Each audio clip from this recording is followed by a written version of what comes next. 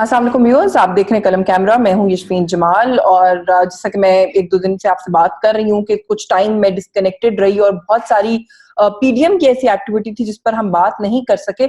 हमने ये देखा कि पीडीएम की जो आपस में यूनिटी है जमातों की और जिस तरीके से एक लाहे अमल है उसको लेकर आगे बढ़ना है, क्या करना है, उसमें हमने बड़ा इत्तेहाद और बड़ी यकजहती देखी पिछले कुछ अरसे में, जिसमें स्पेशली जो ये सेनेट के इंतखाबात का पूरा मरहला था, फिर चेयरमैन सेनेट के इलेक्शन का जो पूरा अमल था, उसमें हमने ये देखा कि भरपूर सपोर्ट पीडीएम की सारी जमातों ने की पीडीएम के कैंडिडेट को, जो कि पाकिस्तान पीपल्स पार्टी के सीनियर रहनुमा फॉर्मर प्राइम मिनिस्टर भी हैं यूसुफ रजा गिलानी साहब थे। और फिर हमने ये देखा कि पीडीएम की सारी पार्टीज ने अपना वेट गिलानी साहब के पीछे डालकर गिलानी साहब को ये जो इलेक्शन है ये जितवा दिया और वो मेंबर बन गए सेनेट के। उसके बाद अगला मरहला आया चेयरमैन सेनेट के इलेक्शंस का। उसमें हमने देखा कि हर मुमकिन कोशिश के बावजूद भी बात कुछ बनी नहीं वहां पर। लेकिन जैसे ही सेनेट में यूसुफ रजा गिलानी साहब का इंतखाब हो गया, उसके बाद हमने ये बात महसूस करना शुरू कर दी और ये बात बड़ी अपेरेंटली खुल के सामने आना शुरू हो गई कि कोई गड़बड़ कहीं ना कहीं पीडीएम के जो वो है स्ट्रक्चर्स हैं उनके अंदर अब होना शुरू हो गई है। और वो गड़बड़ इस तरीके से नजर आना शुरू हुई कि हमने देखा कि एक तो पहले बयानबाजियों का एक सिलसिला उसका आगाज हो गया। लॉन्ग मार्च के ऊपर जो है वो इख्तलाफ हुआ पीपल्स पार्टी और पीएमएलएन का। 26 मार्च को एक्सपेक्टेड थी कि लॉन्ग मार्च होगी, उसको जो है वो कैंसिल करना पड़ा। पीएमएलएन कह रही है डिले हुआ है लेकिन कैंसिल हुआ है अपेरेंटली। उसकी रीजन ये है कि लॉन्ग मार्च से थोड़ा ही पहले पीएमएलएन ने और जमीयत उलमा इस्लाम ने जो है वो इस्तीफों वाली बात जो है उसको दोबारा उठा लिया कि मुस्ताफी होने के बाद लॉन्ग मार्च करना चाहिए, जिसके ऊपर खबरें यही हैं कि पाकिस्तान पीपल्स पार्टी जो है वो बिल्कुल भी मुत्तफिक नहीं थी। और अगर लॉजिकली भी इस बात को देखा जाए तो इस बात का कोई सर पैर समझ में नहीं आता कि आप लॉन्ग मार्च करने आ रहे हैं हुकूमत को गिराने के लिए, आप के पास असेंबली में जो प्रेजेंस है आप वो गिव अप करके उससे मुस्ताफी होके आ रहे हैं। गवर्नमेंट जो है उन मुस्ताफी जिन नशिस्तों से आप होंगे उन सीट्स पर अगर बाय इलेक्शन कॉल कर देती है, जो कि वो करेगी ऑफ कोर्स, तो फिर क्या आप दोबारा उसको कंटेस्ट करेंगे? और अगर आप उसको कंटेस्ट नहीं करेंगे तो फिर क्या आप गवर्नमेंट को ओपन ग्राउंड देंगे कि वो जाए और हर हल्के में हर सीट के ऊपर अकेली इलेक्शन लड़े और जीत जाए? सो आई थिंक कि इस बात की कोई लॉजिक समझ में नहीं आती थी and I think that is the reason कि पाकिस्तान पीपल्स पार्टी जो है उन्होंने इख्तलाफ किया इस चीज के साथ और उन्होंने लॉन्ग मार्च से पहले जो इस्तीफों वाली बात है उसको रिजेक्ट किया। लेकिन इसमें मैं ये समझती हूँ कि अगर ये इस्तीफों वाली बात ना भी आती सामने, तो शायद पीपल्स पार्टी या तो हिस्सा ही ना बनती लॉन्ग मार्च को, और अगर बनती तो बहुत रिलक्टेंटली बनती। पाकिस्तान पीपल्स पार्टी की जो इस पूरे पीडीएम के प्लेटफॉर्म के अंदर पॉलिटिक्स है वो बड़ी दिलचस्प रही है। और वो हमने देखा है कि किस तरीके से उन्होंने पूरी सारी जमातों की सपोर्ट हासिल करके अपना एक एक्स्ट्रा कैंडिडेट सेनेट में पहुंचा दिया। इतनी इंपॉर्टेंस गेन की कि चेयरमैन सेनेट के इलेक्शन के लिए कंटेस्ट किया। हर जगह भी पीपल्स पार्टी के सीनियर रहनुमा जो है उनका नाम फ्लैश हुआ। उन्होंने एक बड़ी भरपूर किस्म की मैं समझती हूँ कि सियासत की और पॉलिटिक्स की। और अब जो एक आखिरी जिसको नेल इन द कॉफिन कहना चाहिए वो भी आज हमने देखा कि हो गया कि सेनेट के अंदर कायदे हिस्ब इख्तलाफ जो है वो सैयद यूसुफ रजा गिलानी उनके नाम का नोटिफिकेशन इशू हो गया है। और उसकी रीजन ये है कि 30 तकरीबन 26 अरकान के सिग्नेचर्स और सपोर्ट की जरूरत है किसी को भी ऑपोजिशन लीडर बनने के लिए। और यूसुफ रजा गिलानी साहब के पास जो है वो 30 सिग्नेचर्स थे जिनके साथ वो गए हैं चेयरमैन सेनेट के पास। और उसके बाद ये नोटिफिकेशन उनके फेवर में इशू कर दिया गया है, जिसके अंदर 21 जो है वो पाकिस्तान पीपल्स पार्टी के अपने लोग हैं, 2 एएनपी के लोग हैं, 2 जो है वो जो व्हाट यूज्ड टू बी फाटा वहां से जो इलेक्ट होके मेंबर्स आए हुए हैं वो हैं, और उसके अलावा जो है वो आजाद हैसियत में 4 लोग जो हैं वो उनकी सपोर्ट उन्होंने की है और वो उनके साथ हैं। और दिस इज हाउ ये नंबर्स जो हैं पूरे हुए हैं। ये जैसे ही नोटिफिकेशन हुआ, इंटरेस्टिंग बात ये थी कि आज लाहौर में पीडीएम रहनुमाओं का इजलास भी हो रहा था, जिसके अंदर कायरा साहब ने पाकिस्तान पीपल्स पार्टी की नुमाइंदगी की, कमर जमान कायरा साहब ने, और वहाँ पे मौजूद थे। और दौरान इजलास सेनेट में पीपल्स पार्टी जो है वो ये कार्रवाई कर रही थी, जहाँ पे सेंटर रुबीना खालिद, सेंटर शरी रहमान, यूसुफ रजा गिलानी और कुछ लोग और उनके हमरा थे, जिन्होंने पूरा दिन इस सारे मामले को मॉनिटर किया। और ये नोटिफिकेशन जो है वो गिलानी साहब के फेवर में हमने देखा कि इशू हो गया। तो पॉलिटिक्स तो बड़ी जबरदस्त की है पीपल्स पार्टी ने, और मुझे नहीं पता कि इसका भी कलेक्टिव रिएक्शन क्या आता है।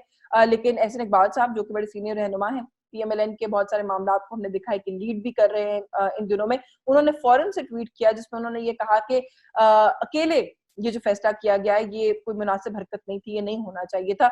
अगर पीडीएम को ऑन बोर्ड ले लिया जाता, एक तरफा डिसीजन ना होता तो बहुत बेहतर होता। और साथ ही साथ उन्होंने ये भी कहा कि उन्हीं चेयरमैन सेनेट के पास आप गए अपना नोटिफिकेशन मांगने के लिए जिनके खिलाफ आप अदालतों में भी जा रहे हैं कि वो गलत चेयरमैन सेनेट इलेक्ट हुए हैं और उनके खिलाफ आपने जो है वो पहले जो एक इलेक्शन है वो भी कंटेस्ट किया, तो कुछ बहुत मुनासिब नहीं लगा। ये अल्फाज हैं एहसन इकबाल साहब की ट्वीट के।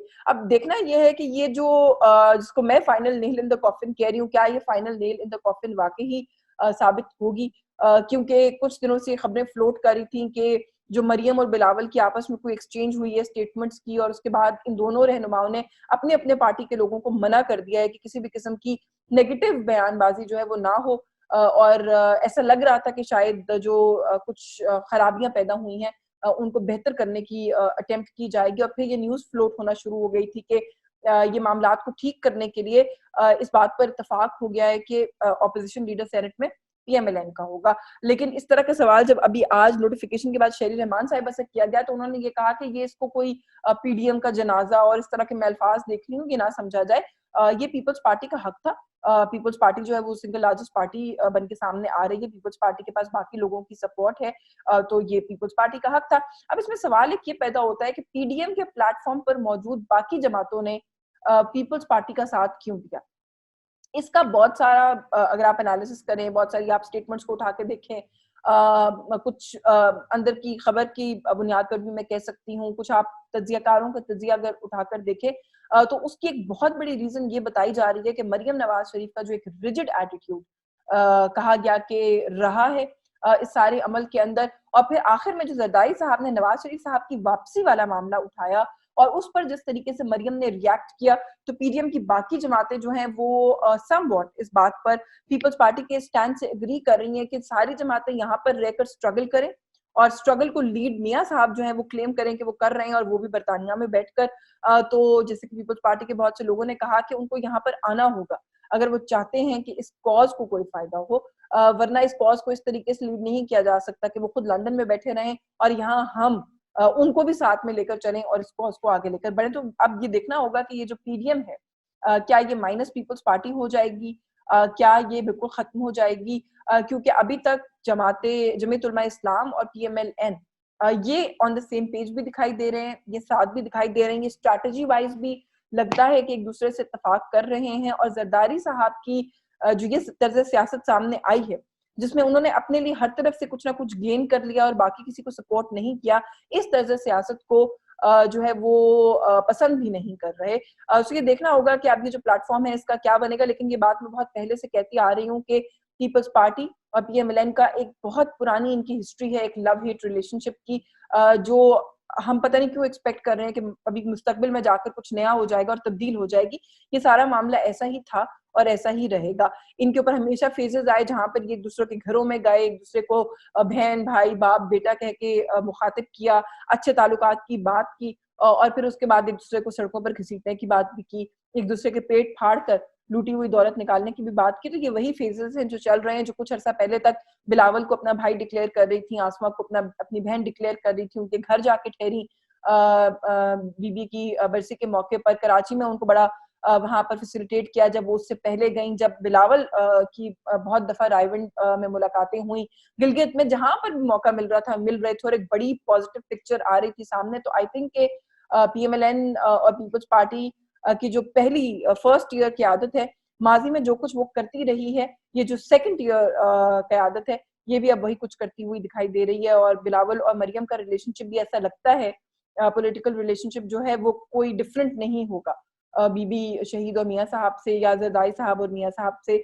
जिस तरीके से इन लोगों के आपस में कनेक्टिविटी रही है। लेकिन हैविंग सेड दैट, ये वही यूसुफ रजा गिलानी है जो जिस दिन जीते थे सेनेट का इलेक्शन, तो मरियम नवाज शरीफ साहिबा ने जिस तरीके से फतह की पूरी एक तकरीर की थी और कहा था कि he is the man of the day, और आज जमहूरियत जीती है।